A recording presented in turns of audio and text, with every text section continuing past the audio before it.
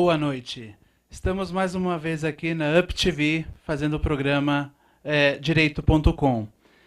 Mais uma vez fui convidado pela doutora Adriane Bramante para apresentar esse programa que traz a cada semana uma novidade, um tema diferenciado no mundo do direito. Não posso deixar de agradecer aqui aos nossos patrocinadores, Bramante Processos Previdenciários. Eu não entrego minha vida previdenciária na mão de qualquer pessoa. Eu só entrego na pessoa que eu possa confiar. Então, não entregue também. Por isso, eu indico aqui Bramante Processos Previdenciários. Tenho também, não entrego a minha beleza, se é que ela existe, na mão de qualquer profissional. Então, por isso que eu entrego na UpVision, aqui pertinho, fazendo a cabeça das mulheres e dos homens aqui do ABC. Fera Brasil é especializada em oferecer soluções e impressões em tecnologia para a sua empresa com a máxima agilidade. E não diferente, poderia agradecer a UpVision Salon e a UpTV, que é a primeira TV digital do ABC. Estamos aqui hoje, mais uma vez, falando sobre diversidade sexual. E não poderia ser diferente, trouxe uma pessoa especialista no assunto. O Dr. Paulo Iotti. Ele é mestre e doutorando em Direito Constitucional pela Instituição Toledo de Ensino em Bauru. Especialista em Direito Constitucional pela PUC, especialista em Direito da Diversidade Sexual e Direito Homoafetivo. Ele também é autor do livro Manual da Homoafetividade e coautor dos livros Diversidade Sexual e Direito Homoafetivo, Minorias Sexuais, Direitos e Preconceitos. Boa noite, Dr. Paulo. Boa noite, Marcelo. Queria agradecer pelo convite para a gente poder falar um pouco dos direitos da diversidade sexual hoje. Agora, imaginando que nós estamos explicando isso para uma criança de 6 anos, o que é diversidade sexual? A diversidade sexual ela é entendida basicamente como um conjunto de pessoas, né, que tenha como identidade sexual a homossexualidade, a heterossexualidade, a bissexualidade, em termos de orientação sexual, e a travestilidade, a transexualidade, a gente tem falado agora a cisgeneridade, né? Os cisgêneros, as pessoas que se identificam com o gênero socialmente atribuído ao seu sexo biológico. Para uma criança de 6 anos, a gente falaria, não é? Para uma criança, um adolescente, a gente citaria que, muito embora a maioria da população seja formada por pessoas que gostam, amam, se interessam por pessoas de sexo oposto e que se identificam com o seu próprio corpo, existem pessoas que, por qualquer motivo, não se sabe as origens, né, da homossexualidade, transexualidade, não se sabe as origens da orientação sexual e da identidade de gênero, existem pessoas que se interessam por pessoas do mesmo sexo, de ambos os sexos, ou que se identificam com o gênero oposto, né? Pessoas que acham, homens que acham que nasceram no corpo errado, homens que se identificam com mulheres, ou, tecnicamente, se identificam com o gênero feminino. Então, a diversidade sexual abarca as pessoas LGBT, lésbicas, gays, bissexuais, travestis, transexuais e heterossexuais também, obviamente. Muito interessante. E me fala uma coisa, Paulo, como que hoje o direito está enxergando isso? Como que ele está avançando, né? Hoje a gente viu uma decisão do CNJ que fala sobre que autoriza o casamento entre pessoas do mesmo sexo. Como que está avançando? No Brasil, a questão dos direitos LGBT tem avançado de uma maneira talvez um pouco diferente do que acontece no mundo afora. Aqui, como a homossexualidade não foi tecnicamente criminalizada, né, desde o Código Penal do Império, né, as relações sexuais entre pessoas do mesmo sexo não constituem crime. Então, os direitos LGBT começaram a ser discutidos na jurisprudência, ganharam força no Brasil com o direito das famílias, né, com casais formados por pessoas do mesmo sexo pleiteando o reconhecimento da sua união conjugal como família. Isso na década de 90, e na década de 70 a gente teve um caso famoso, né, sobre transexualidade do já falecido médico Roberto Farina, que foi processado criminalmente por ter feito uma cirurgia, né, de transgenitalização, por ter feito uma cirurgia chamada de mudança de sexo, entre aspas, em um transexual. Ele foi processado criminalmente e foi absolvido pelo tribunal de alçada criminal na época, né, sob o fundamento de que a cirurgia de transgenitalização não é crime de lesão corporal, mas uma terapia necessária ao tratamento da pessoa transexual, né, que disse que os transexuais sofrem de dissociação do seu sexo físico para o seu sexo psíquico, né, a patologização das identidades trans. Eu concordo com quem critica esse viés. Eu acho que a transexualidade, a travestilidade não devem ser vistas como doença, mas você pegar a saúde como a Organização Mundial de Saúde entende hoje, como o completo estado de bem-estar físico, psíquico e social, e não mera ausência de patologia, essa compreensão de saúde não apenas como ausência de patologias, abarca a transexualidade, né? Então a cirurgia, ela não pode ser encarada como lesão corporal, mas como uma espécie de tratamento da pessoa trans, esse viés não patologizante. Então, no Brasil, a gente teve esse caso na década de 70, e depois a questão dos direitos das pessoas homossexuais ganhou destaque na década de 90, nos anos 2000, no direito das famílias, com casais homoafetivos, né, pleiteando o reconhecimento da sua união conjugal como uma família. Que no Brasil, desde a Constituição de 88, regulamentada em 94 nesse ponto, o casamento não é a única forma de constituir família. Então, quando um casal se separava, ou uma das duas falecia, a outra entrava na justiça para ter reconhecido seus direitos da mesma forma que teria um casal heteroafetivo, né? A companheira de um homem falecido, o companheiro de uma mulher falecida. E você teve essa discussão na jurisprudência por aproximadamente 10, 12 anos, até que o Supremo Tribunal Federal, em 2011, reconheceu que a união entre pessoas do mesmo sexo forma uma família idêntica, equivalente à família formada por pessoas de sexos opostos, e garantiu a igualdade de direitos. E depois, no ano passado, em 2013, o Conselho Nacional de Justiça reconheceu o direito dos casais do mesmo sexo ao casamento civil. Isso é uma apertadíssima síntese, né, de tudo o que aconteceu. Mas a gente tem muito essa questão do direito das famílias, e claro, você tem o que não tem muito na mídia, a questão da criminalização da homofobia, a luta do movimento LGBT pela criminalização da homofobia e da transfobia, né, que está parada no Congresso Nacional, os diversos casos de discriminação que casais homoafetivos sofrem, seja por manifestarem publicamente o seu afeto da mesma forma que casais heteroafetivos, enfim, serem discriminados de maneira em geral. A questão do nome social, o nome de travestis e transexuais, né, que lutam pelo respeito a serem identificadas pelo nome com o qual elas e eles socialmente se identificam, independente do que consta no seu RG. Acho que a gente pode falar disso mais para frente. Então, quer dizer, os direitos LGBT no Brasil ganharam muita ênfase na questão do direito das famílias, mas eles transcendem muito isso, não se limitam à questão de casamento, união estável e adoção. Nossa, agora você entrou num tema que me aguçou a curiosidade. Recentemente, o governador aqui de São Paulo, ele editou o decreto 55588, com referência ao nome social nas escolas, e foi muito criticado. Inclusive, existe um projeto de decreto legislativo com a finalidade de suspender. No seu entendimento, é caso de suspender? Houve algum erro?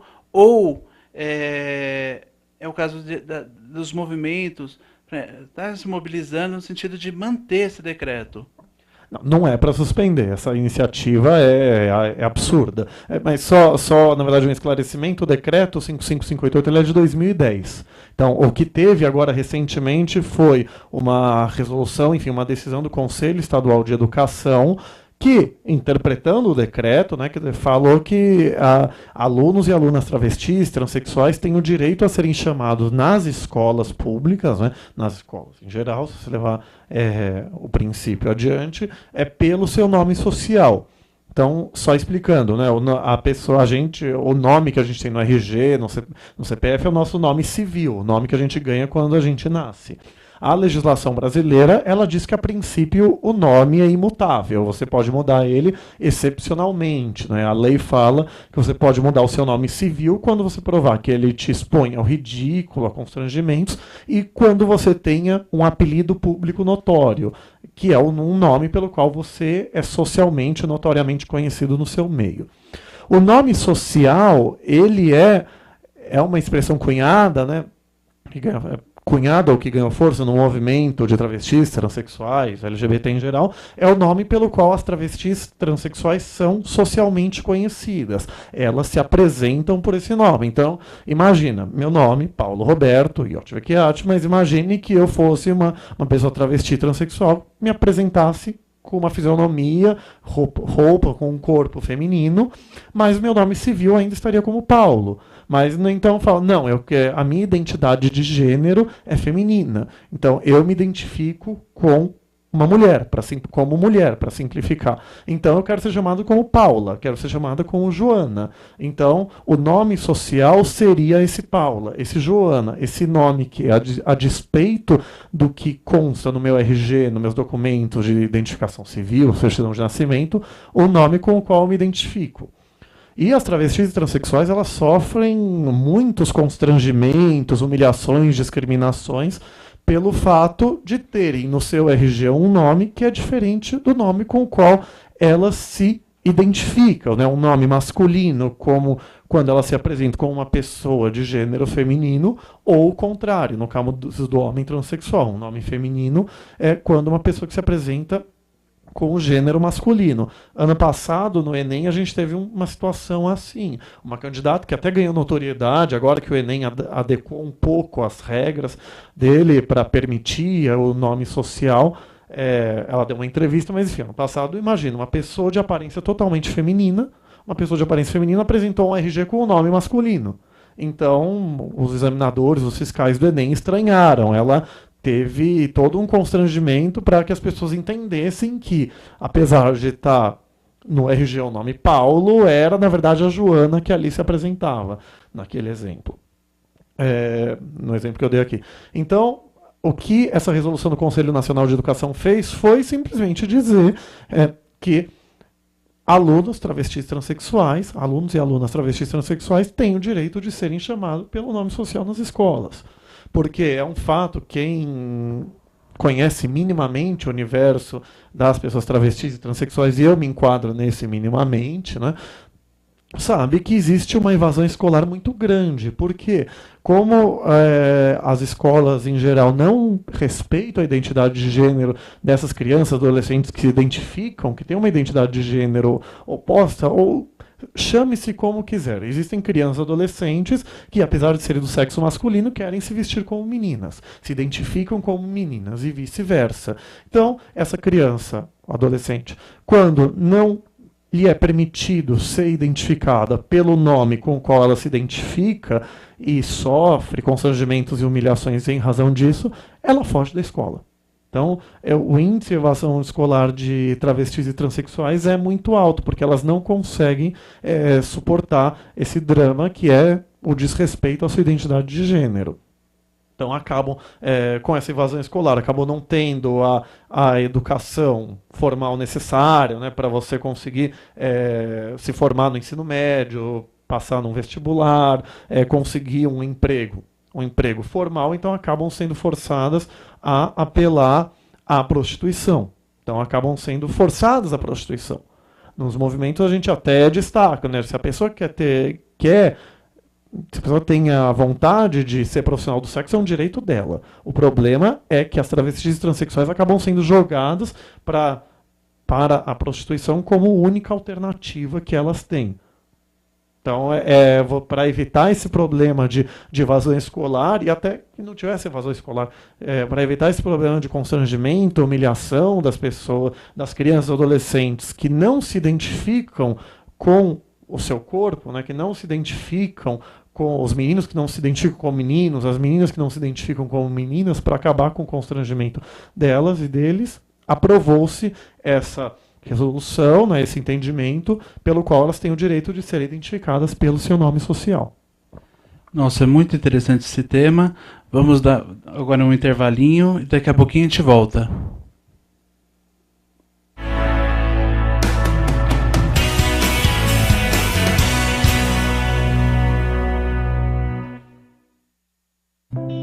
Deixo minha visão ao homem que jamais viu o amanhecer nos braços da mulher amada. Deixo meu coração à mulher que vive exclusivamente para fazer o coração de seu filho feliz. Deixo meus rins a pessoas que tiveram seus sonhos interrompidos, mas que ainda os cultivam. Deixo meu pulmão ao adolescente que quer gritar ao mundo mais uma vez: eu te amo! Deixo meu fígado para aqueles que não tinham esperança na recuperação. Deixo ossos, pele e cada tecido meu à criança que ainda não descobriu o que é viver por inteiro. Deixo a você o meu exemplo. Deixo à minha família o desejo de ser um doador. Deixo para a vida, enfim, um recado. Nós vencemos. Seja um doador de órgãos, seja um doador de vidas.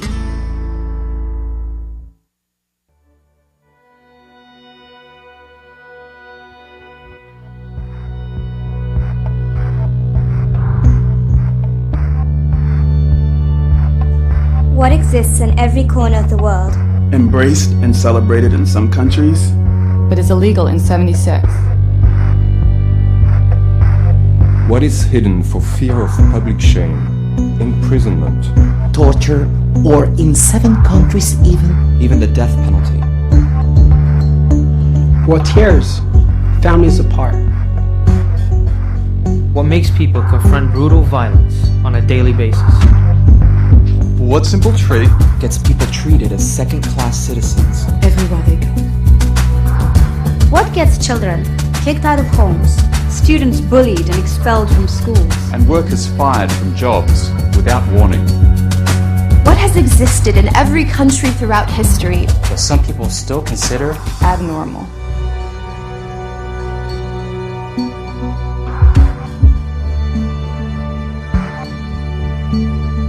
The answer? Being gay. Being lesbian. bisexual, or transgender. All over the world, millions of people face violence and discrimination just for being who they are. Every nation is obligated by international human rights law to protect all lesbian, gay, bisexual and transgender people from torture, discrimination and violence. The United Nations has one simple message to the millions of LGBT people around the world. You are not alone. You are not alone. LGBT rights are human rights. LGBT rights are human rights. Together, we will build a world. We will build a world that is free and equal.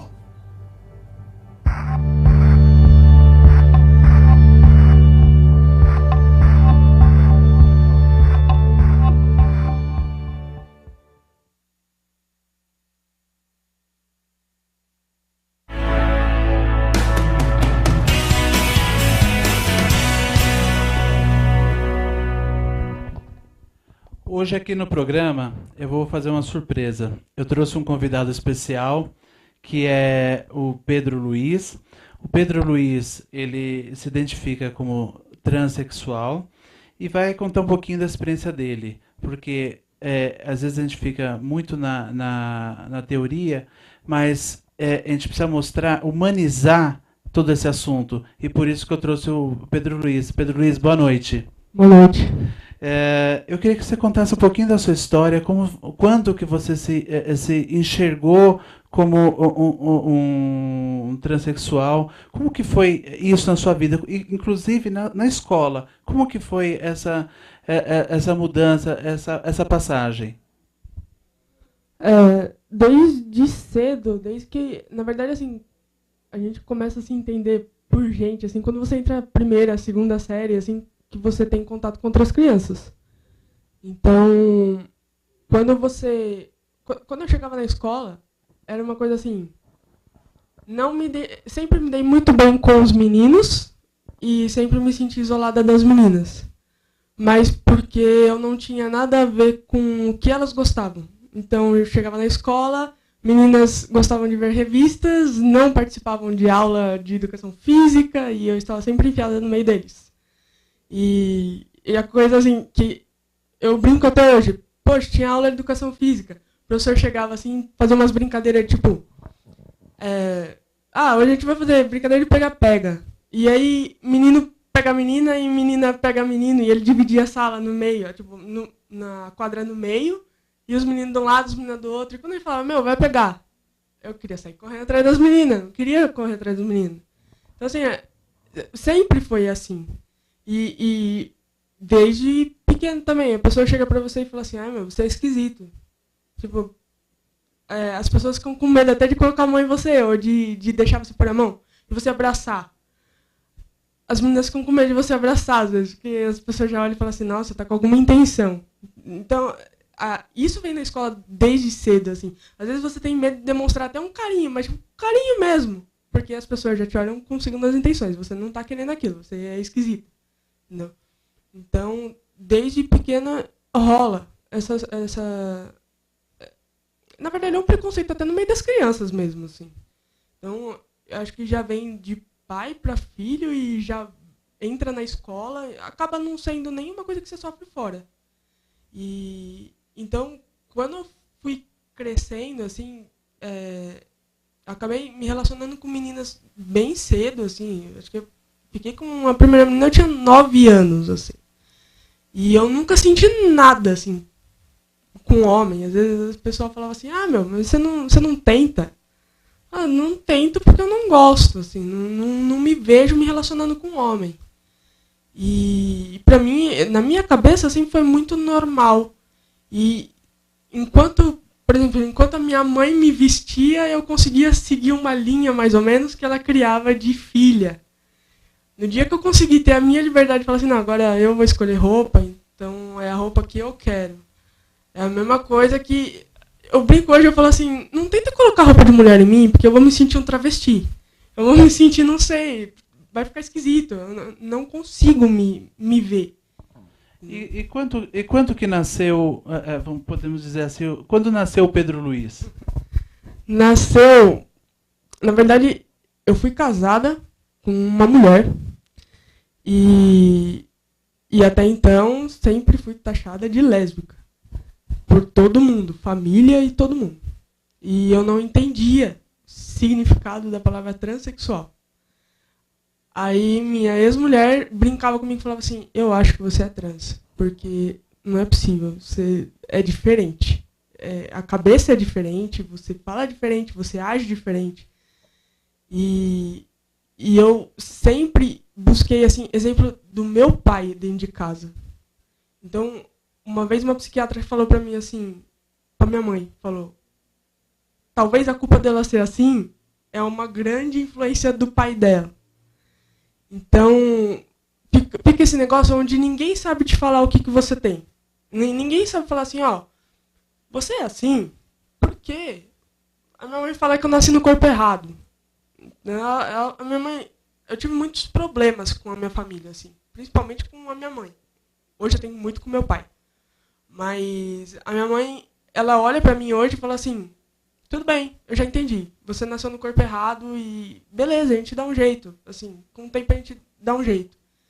E depois que eu acabei me separando, eu acabei conhecendo outras pessoas que me levaram a ter informações de vídeos e médicos e tudo que explicava. E aí eu entrei num... Assim, você se identifica, você fala assim, agora eu entendi, realmente o que acontece comigo é isso. Aliás, é exatamente isso, assim. Cheguei a ver vários vídeos do pessoal falando assim, não, eu era assim, eu era assado. E eu falo assim, nossa, mas eu sou igualzinho, assim, eu sempre, desde pequeno, eu cresci desse jeito. Eu não me identifico, eu não consigo.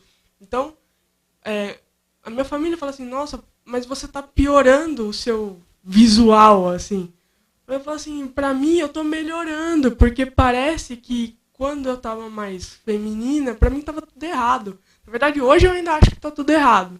É a mesma coisa que você olhar no espelho e falar assim, nossa, tá tudo errado. Tá tudo no lugar errado, não gosto de peito, não gosto, não quero, não dá. E aí, as pessoas na rua acabam... Pra mim é mais estranho alguém me confundir com mulher do que alguém chegar pra mim e falar assim, um moço, um rapaz. Pra mim, isso é super normal. Se alguém me chama de moça, eu nem percebo. Mas se alguém falar assim, não, dá o papel pra aquela moça. Sabe como você olha assim e fala assim, nossa, mas que moça? Isso não passa, mas alguém te tratar no masculino, tipo, vai fácil, assim. É mais natural pra mim. E qual a importância para você? Teria sido diferente na escola se tivesse sido garantido a você, por exemplo, é que o Pedro Luiz ele veio mais recentemente, mas se ele existisse há mais tempo e fosse garantido, teria sido diferente na escola? A existência do Pedro Luiz? Eu creio que sim, porque na verdade já faz uma diferença até no caso de você arrumar um emprego. Então acaba sendo mais ou menos a mesma coisa, porque recentemente fui procurar um emprego e tem aquele processo seletivo inicial, onde você preenche uma ficha e tal, e entrega a ficha para a pessoa selecionadora. E eu entreguei a ficha com o nome de RG, né? No meu RG consta Paula Lucena. Tudo bem. E entreguei, muitas pessoas na sala e tal, e a pessoa foi chamando nome por nome que ela ia pegando na ficha. E quando chegou na minha vez, ela chegou e ela falou assim, Paula. Normal, eu sei que meu nome é Paula no RG, tô aqui. E ela estava de cabeça baixa. Na hora que ela levantou pra olhar a Paula, ela olhou pra mim, deu uma risada. Tava todo mundo falando, na hora ficou um silêncio. E aí ela pegou pra mim, deu uma risadinha meio sem graça, e falou assim, nossa, desculpa, não era Paula, é Paulo. Na hora, é silêncio total, assim. Aí você fala assim, não, é Paula mesmo, porque eu não tenho como colocar. Eu não tenho como colocar, é Pedro Luiz. Vou colocar isso na ficha? Não vou. Então, assim, eles não pedem isso. Não te dão esse direito. Então, aí rolou um silêncio enorme, assim. Eu falei assim, não, é Paula mesmo. Aí ela, silêncio, falou assim, nossa, desculpa. Então, na hora que foram selecionar e tal, não teria nem porquê. Na hora que voltaram, não deu, cortou. Então, tem coisas que acontecem que fica assim, muito na sua cara, de que você é cortado por causa disso. Porque eles te veem com um olho, mas na hora que eles olham o seu papel é outra coisa. Então, o preconceito acho que já começa aí já. Porque talvez se me vissem do jeito que eu sou, visualmente, e lá no papel tivesse Pedro, e aí? Tá, é Pedro, ponto, acabou, não tem problema. Entendeu? Então, é mais fácil de você não sofrer um preconceito que já é tão grande no natural, assim, entendeu? Entendi. E, Marcelo, só deixa eu complementar, eu tenho um cliente, né, que é de uma ação de mudança de nome por transexualidade, e ele me fala nesse sentido. Na verdade, ele e outras pessoas já me falaram que colocam o próprio nome social mesmo na ficha. Na ficha de emprego, né, de se candidatando à vaga. Então, quer dizer, fazem as entrevistas, processo seletivo normal, mas quando chega na hora H, que tem que apresentar os documentos para o RH, acaba acontecendo isso que o Pedro mencionou aqui, não é? Quer dizer, então, misteriosamente, uma pessoa que está vendo tão bem é sempre cortada. Então, você acaba tendo preconceito com a transexualidade nesse ponto, e acredito que até por isso, né, que no Rio Grande do Sul, salvo engano, algum outro estado que me fugiu agora, criou uma lei estadual permitindo a carteira de nome social, né, que é um documento paralelo ao RG que a pessoa pode, pelo menos, apresentar.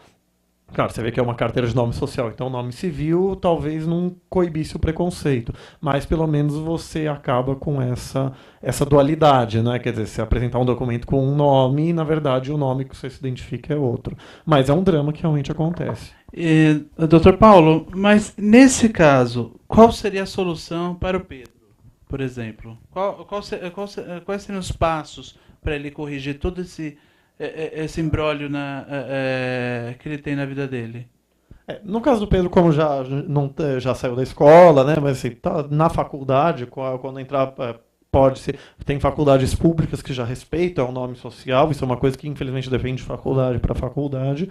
Mas o que pode ser feito é entrar na justiça. Você entrar na justiça para mudar o nome, né? que nem eu mencionei mais cedo, né? Quer dizer, a princípio você pode mudar o seu nome quando você prova que você tem um apelido público notório, que é o nome pelo qual você é notoriamente conhecido ou conhecida. Então, eu sempre falo, apelido público notório é sinônimo de nome social. Então você tem que juntar declarações escritas, né? Isso é um costume que se gerou nesse tipo de ação. Você junta declarações escritas de testemunha falando: eu, Paulo Iotti, RG CPF, declaro que conheço, Paulo Roberto Iotti Vecchiati, mas que é notoriamente conhecido por Paula Joana, por exemplo. Então, essas declarações não tem muito padrão, mas tem que falar que é uma pessoa que, no caso do Pedro, né, se identifica como homem, se porta, é tratado como homem, se entende como um homem, é notoriamente conhecido no seu meio como um homem. Então você conseguiria mudar a lei,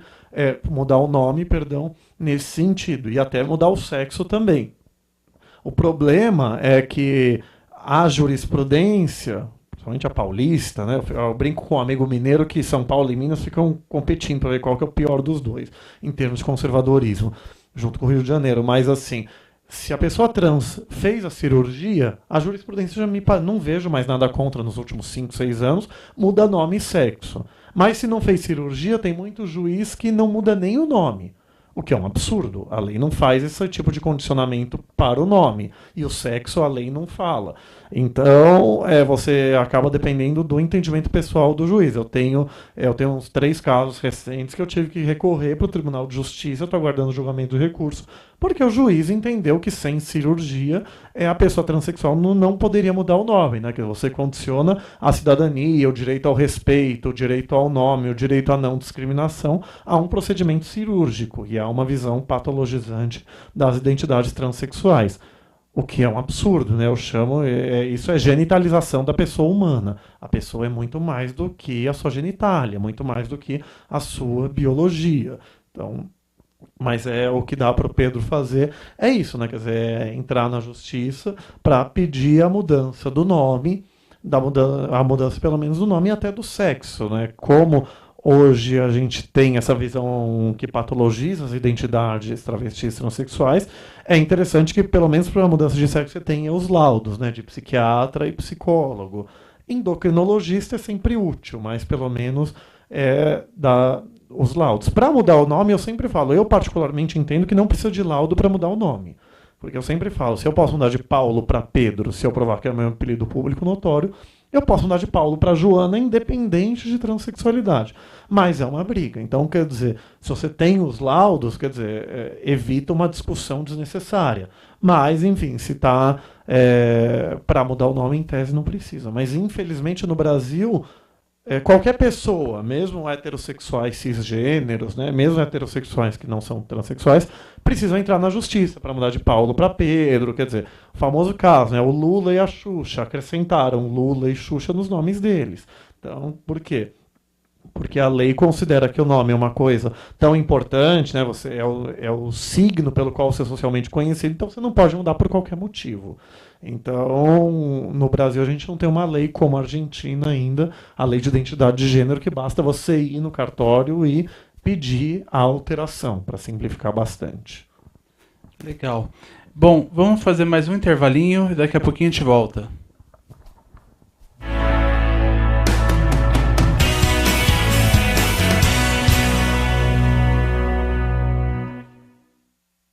Eu peguei dengue 2 vezes. Foi horrível.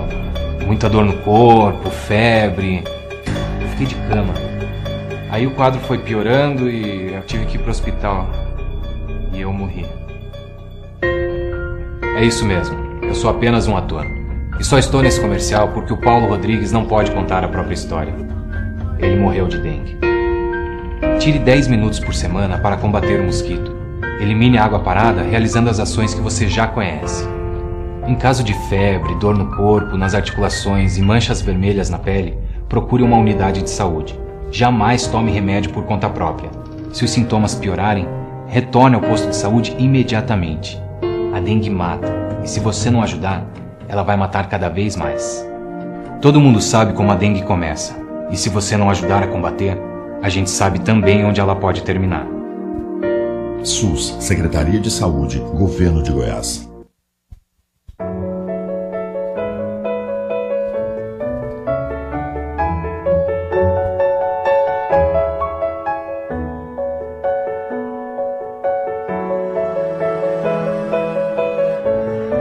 Sua família não vai esquecer o que você fez por ela.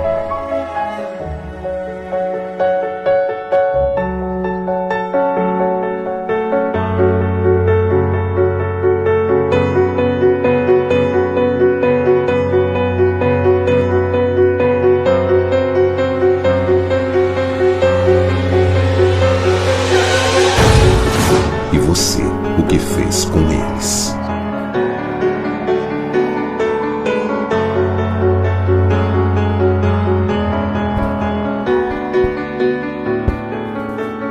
A culpa não morre nunca. Respeite o limite de velocidade. Ultrapasse com segurança. Deixo minha visão ao homem que jamais viu o amanhecer nos braços da mulher amada. Deixo meu coração à mulher que vive exclusivamente para fazer o coração de seu filho feliz. Deixo meus rins a pessoas que tiveram seus sonhos interrompidos, mas que ainda os cultivam. Deixo o meu pulmão ao adolescente que quer gritar ao mundo mais uma vez: eu te amo! Deixo o meu fígado para aqueles que não tinham esperança na recuperação.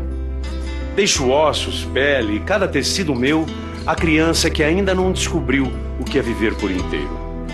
Deixo a você o meu exemplo. Deixo à minha família o desejo de ser um doador. Deixo para a vida, enfim, um recado. Nós vencemos. Seja um doador de órgãos, seja um doador de vidas.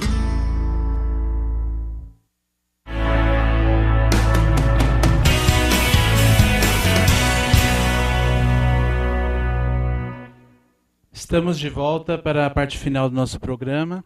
Recebi aqui um e-mail do Eric, que está falando que gosta muito das entrevistas, que hoje não é muito diferente. Muito obrigado, Eric. Dr. Paulo, atualmente existe alguma ação na Justiça? Porque assim, a gente sabe que hoje o Judiciário está fazendo muitas vezes o papel do Legislativo, né? Hoje existe alguma ação na Justiça para corrigir esse tipo de problema igual do Pedro? Existe no Supremo Tribunal Federal. A gente tem a ação direta de inconstitucionalidade 4275, se não me engano, na qual a Procuradoria-Geral da República pede para que o Supremo reconheça o direito de transexuais, na verdade, mudarem nome e sexo no RG sem a necessidade de cirurgia, mas tendo que apresentar os laudos, né, de psicólogo e psiquiatra. É uma ação, quer dizer, na época que a ação foi distribuída, nem se discutia a lei de identidade de gênero argentina, talvez, salvo engano, é o que era de mais avançado na época, mas assim, na questão dos direitos das pessoas transexuais, você tem essa ação no Supremo, que eu até pretendo, né, fazer uma manifestação nesse processo, na ONG que eu faço parte, né, o GADVS, o Grupo de Advogados pela Diversidade Sexual, fazer uma manifestação em favor dessa ação, pedindo o direito de mudança de nome e sexo sem cirurgia. o direito tem algumas limitações, né? Quer dizer, o juiz é vinculado ao pedido, então é uma coisa polêmica. O Supremo poderia reconhecer ali o direito de travestis também, se poderia reconhecer o direito à mudança de nome e sexo sem laudos também, uma visão despatologizante, mas eu acho que uma das funções do advogado é levar problemas para o judiciário e que os ministros da Suprema Corte possam pensar, mas pelo menos eu pretendo levar essa discussão de um viés mais humanizado, um viés não patologizante no Supremo. Então, na questão da população de transexuais, tem essa questão. Travestis, eu pelo menos desconheço até esse momento. E fora da questão LGBT, tem a resolução do CNJ, né, que você mencionou do casamento igualitário, foi questionada no Supremo, eu fiz uma defesa dela também, pelo PSOL e por outra associação. E, enfim, você tem a lei estadual anti-homofobia do Rio caiu, eu também pretendo apresentar uma defesa no recurso que foi apresentado. Legal. Bom, estamos chegando aqui nos momentos finais do programa. Não posso deixar de agradecer aos nossos 4 patrocinadores, que é a Bramante Processos Previdenciários, há mais de 30 anos, sempre aprimorando sua eficácia e sua solidez junto aos seus clientes. Eu torno a repetir, não entregue sua vida previdenciária, sua aposentadoria nas mãos de uma pessoa desqualificada. Aqui eu estou apresentando uma pessoa que tem mais de 30 anos de experiência na área previdenciária. Da mesma forma, eu não entrego o meu cabelo nas mãos de qualquer pessoa. Eu coloco nas mãos da UpVision. A UpVision, aqui no ABC, é muito bem conceituada e por isso eu indico. A Fera Brasil é uma empresa especializada em impressões digitais e tecnológicas para diversas empresas. Por isso, nós indicamos. E a UpTV, a primeira TV web digital da região do ABC. Paulo e Pedro, eu queria as considerações finais e um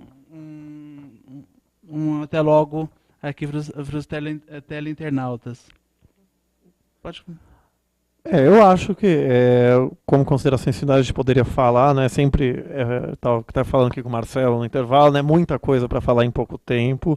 Eu já tenho como vício falar muito rápido, até peço desculpas por isso.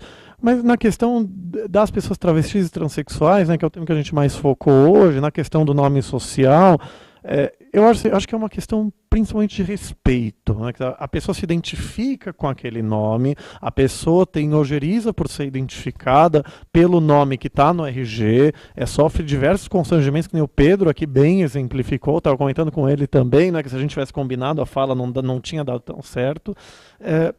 Então, assim, se a pessoa se sente mal com o nome que está no RG, ela se identifica, se sente respeitada pelo nome social, por que você vai insistir em chamá-la pelo nome civil e não pelo nome social? Isso é totalitarismo, isso é desrespeito, isso é arrogância daquele que não é transexual, não entende o sofrimento daquela pessoa e, por teimosia ou qualquer outro motivo, insiste em chamá-la daquela forma. Então, eu acho que é isso, é uma questão de respeito, você tratar a travesti transexual pelo nome social, principalmente porque isso não traz prejuízo a ninguém. E é uma questão também de bom senso, é isso que eu acho que as pessoas em geral poderiam refletir, independente de todo o juridiquês constitucional que a gente possa eventualmente trabalhar sobre esse tema, né, do direito das pessoas transexuais e travestis a mudarem de nome e sexo, independente de cirurgia. Pedro, queria falar alguma coisinha para o pessoal de casa? Eu acho que eu já passei por algumas coisas, o pessoal olha pra mim e fala assim, parece que você tem 13 anos. Fala assim, não, tem 28, gente. Então, assim, o negócio, assim, paciência, porque o pessoal olha pra mim e fala assim, poxa, tem paciência, logo você consegue arrumar as coisas que você quer na sua vida. Eu falo assim, eu tô tendo paciência há 28 anos, o negócio ele é pra ontem, assim, mas tem alguns amigos que falam assim, paciência, tudo vai dar certo e tem que correr atrás, né? Só isso, só. E por isso que eu falo, usando um pouco da religião, eu falo que contra o amor não há lei. E também cito aqui uma frase do padre Fábio de Mello que fala, O importante não é o que as pessoas acham de mim, e sim o que Deus sabe a meu respeito. Então, não tem mais essa de preconceito. Vamos todos nos unir e garantir a felicidade de todos. Porque pessoas felizes é uma nação feliz.